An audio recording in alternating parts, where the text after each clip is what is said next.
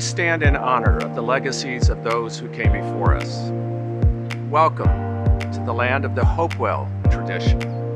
There are few hills on this land, but yet there are hills of other sorts that we must climb together. We are so glad that you are joining us in celebrating our fellow travelers.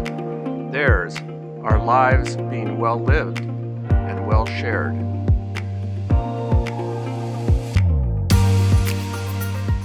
The honorees of this year's Harrison M. Sayre Award exemplify leadership in community and philanthropy in Central Ohio. True to the spirit of Harrison M. Sayre, the foundation's founder and volunteer director for 25 years, they lead both by example and by encouraging and empowering those around them. I am incredibly pleased to welcome the honorees of the 2022 Harrison M. Sayre Award, Larry and Donna James. I would just like to start by asking you, of all the things that you've been engaged in, what do you find most meaningful? Two things come to mind. One being the Center for Healthy Families, working with pregnant and parenting teens to get to their best next. And then the other would have to be the African American Leadership Academy, instilling and building this pipeline of already fantastic leaders to get to their best next. You are both so passionate about the arts. Where did that come from? I think the arts community, as much as we invested in them, they invested in us. Because at one point we stopped having to seek out the art, and the artists and the art came to us. To you. And I think all of this, and particularly with the Lincoln, it's just had such a positive impact on the community. It's the most diverse, it's the most utilized theater in the city. And every time you walk in there, you know, you shed a joyous tear just for all the folks that came before you. And it just gives you that satisfaction of doing something that mattered to a lot of people, and particularly this community. It's to be that example. It's to be that catalyst for other people to step up. So we know individually what our passions are, and we invite one another into that, whether it's the arts, whether it's health and human services, and then thinking about what are some immediate pressing needs that we hear about or that we're made aware of. And so having that balance gives us optionality to be responsive for things that come up in the minute, in the moment, whether it was around COVID, social justice issues of the day, or reproductive rights issues of the day, that we know we can put money into, and then there are those longer term commitments where we want to make sure we're there to sustain. I know that both of you have, hands-on approach with a lot of the philanthropic work that you're doing.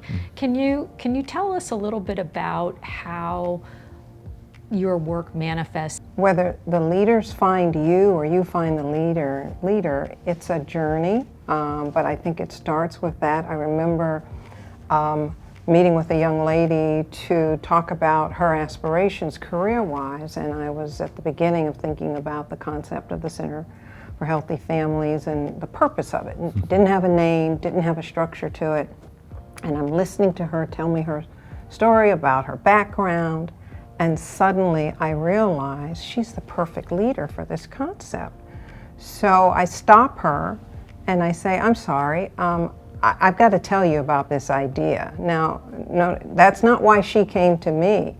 And as it turned out, when I told her about the idea and her background in behavioral health and just the way she problem solves, she became the leader for the Center for Healthy Family, Tashia Safford. And it wasn't the intent when I sat down with her, but it really came together, and she's been leading that organization since 2007 when we started.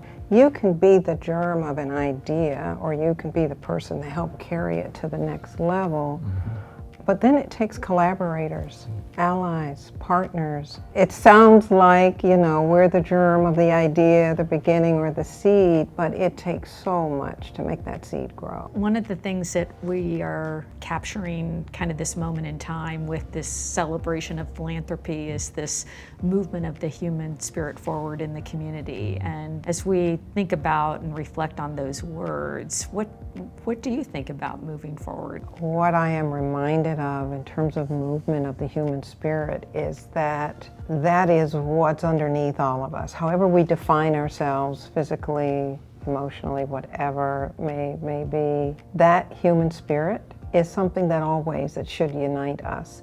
And I think that's one of the things that I admire and appreciate about the foundation is you're looking for all of the areas of the human spirit that maybe need to be collected and pulled in so that we are moving together.